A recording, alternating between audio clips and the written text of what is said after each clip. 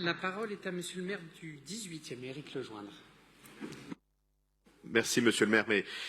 Mes chers collègues, et merci à toutes les agentes et à tous les agents qui ont préparé pour la ville de Paris cette rentrée scolaire qui, effectivement, pour ce qui est des politiques municipales, se passe bien malgré les fermetures massives de classes que nous avons eu à subir. Et j'écoutais avec attention les interventions de mes collègues qui, j'imagine, considèrent que la baisse du nombre d'élèves dans tous les autres départements de France, c'est aussi la faute à Anne Hidalgo.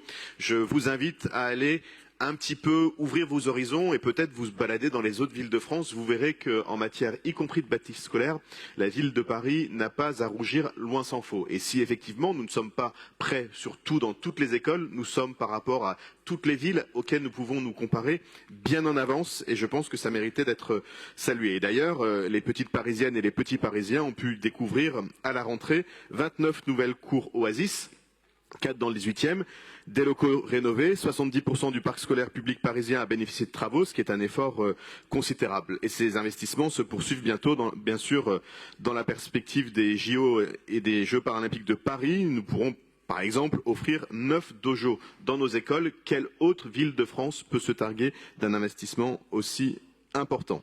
Et donc cette rentrée, elle se passe dans un climat apaisé et volontaire au sein de nos écoles où nous menons une politique aux objectifs clairs, faire de grandir à Paris une chance pour chaque enfant. Et c'est cette approche-là de l'éducation que nous défendons au sein de notre majorité autour d'Anne Hidalgo. C'est cette approche qui guide les actions que nous menons.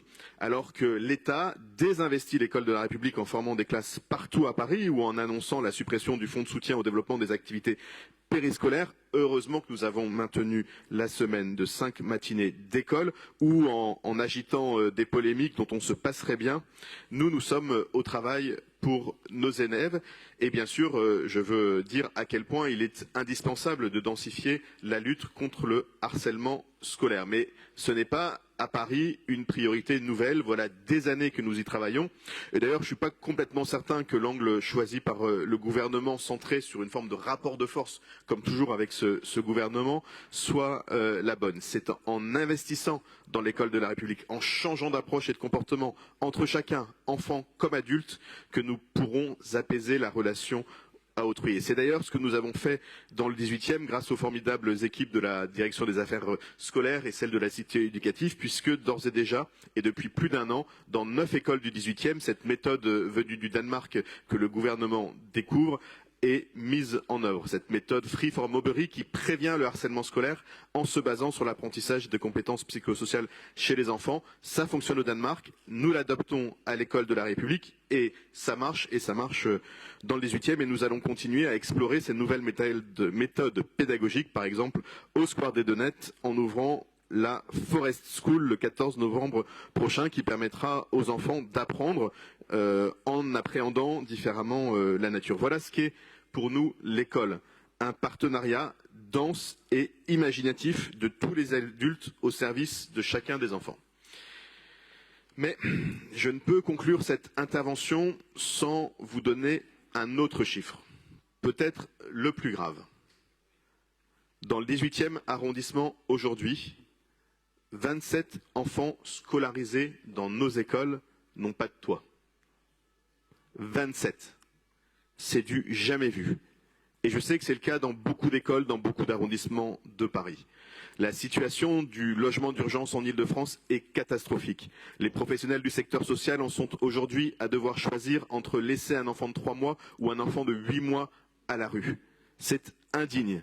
Et j'en appelle solennellement une nouvelle fois au gouvernement qui doit prendre ses responsabilités. Bien sûr que nous prenons les nôtres, même si ce n'est pas dans nos compétences. Et bien sûr que nous avons encore fait récemment des propositions supplémentaires. Mais cela ne suffira pas. Les enfants à la rue, ça doit être la grande cause nationale de cette année. Et puisque le président de la République semble aimer reprendre des grands mots, souvent empruntés à de petits concepts de la pensée réactionnaire contemporaine, j'en utiliserai un, moi. Et je lui proposerai d'en reprendre un, parce qu'au fond, accepter que des enfants soient durablement à la rue, c'est sans doute, pour le coup, un des symptômes les plus graves d'une société effectivement décivilisée. Alors, à nouveau, j'en appelle à l'État, aucun enfant, personne ne doit rester à la rue.